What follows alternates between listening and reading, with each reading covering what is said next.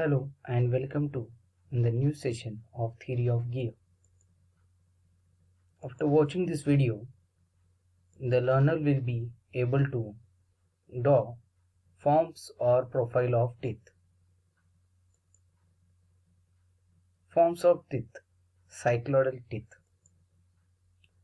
In actual practice, following are the two types of teeth commonly used. One is cycloidal teeth, another one is an involute teeth.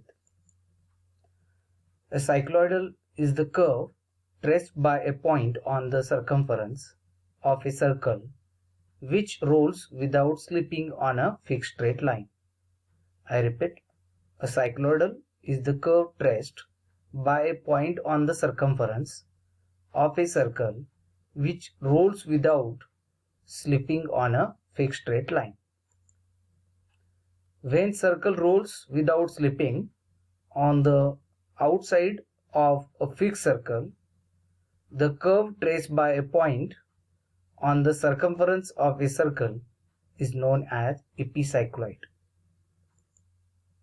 On the other hand, if circle rolls without slipping on the inside of a fixed circle, then the curve traced by a point on the circumference of a circle is called hypocycloid.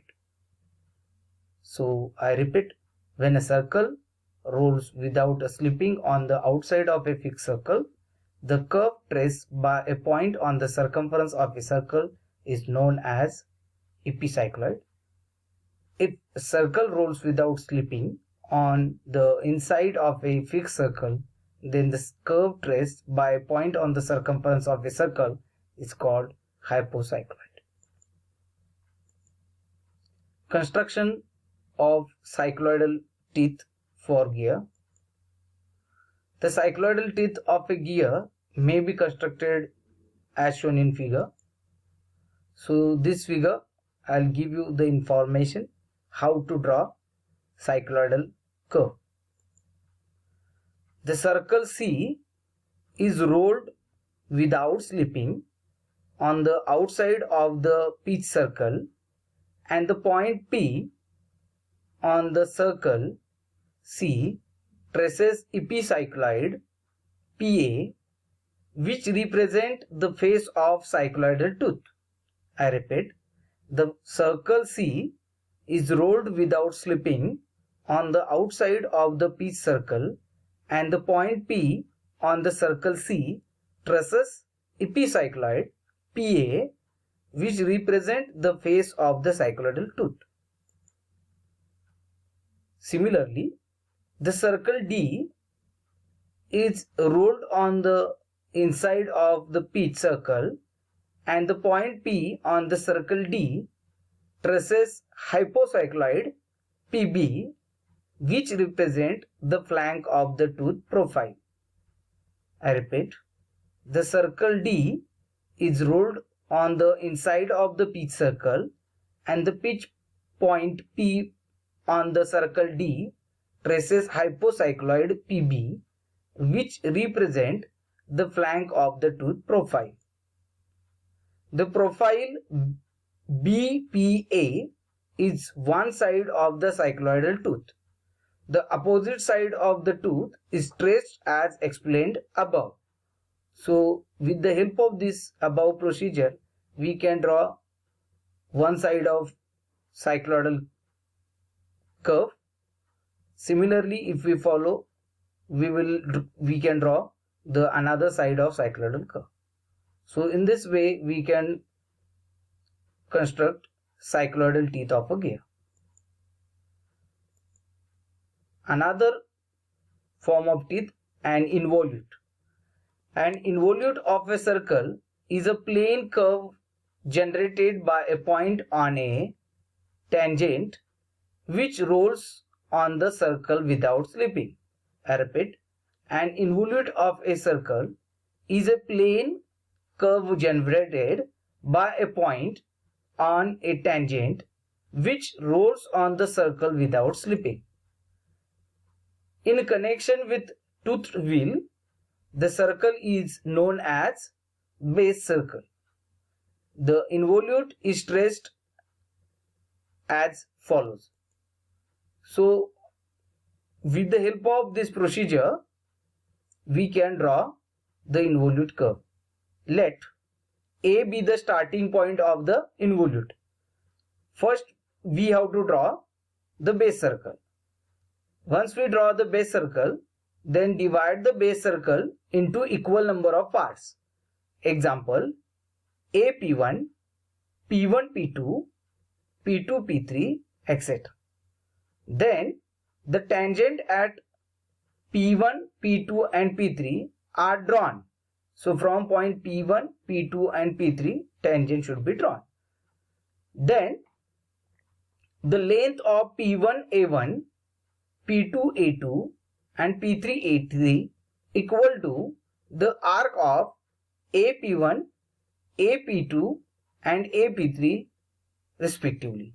So we have to take the distance of arc AP1, AP2 and AP3 and mark that distance from point P1, P2 and P3 as A1 P1, A2 P2, A3 P3.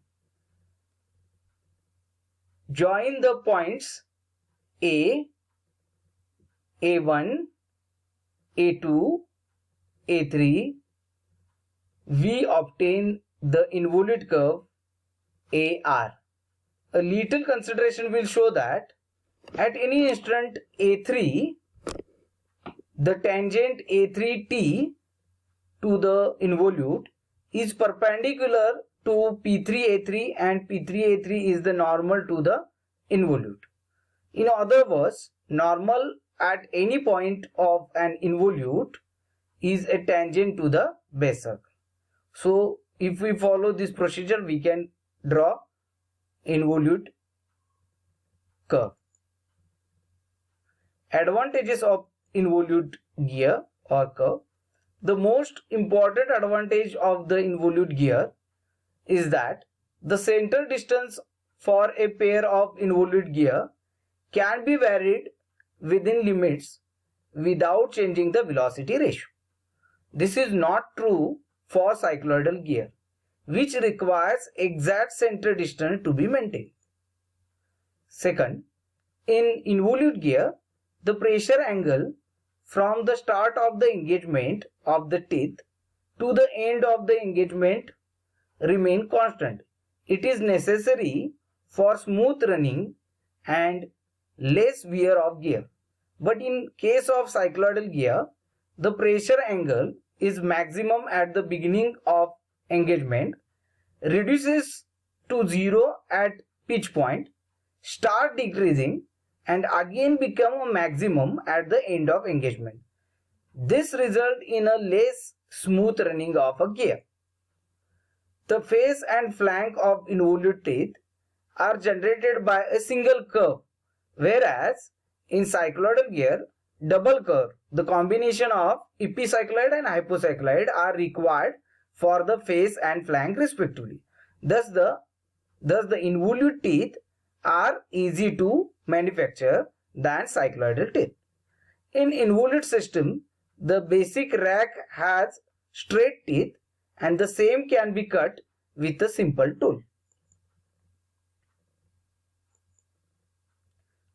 Since the cycloidal teeth have a wider flanks, therefore the cycloidal gear are stronger than the involute gear for the same pitch. So this is the first advantage of cycloidal gear than involute gear. In cycloidal gear, the contact takes place between a convex flank and concave surface, where in a involute gear, the convex surface are in contact. The condition results in a less wear in cycloidal gears as compared to involute gear. However, the difference in a wear is negligible. In cycloidal gear, the interference does not occur at all. Through there are advantages of cycloidal gears, but they are overweight by the greater simplicity and flexibility of the involute gear. Thanks for watching this video. For any queries, suggestion, comments, kindly contact email and mobile number given in this video. Thanks for watching. Happy learning.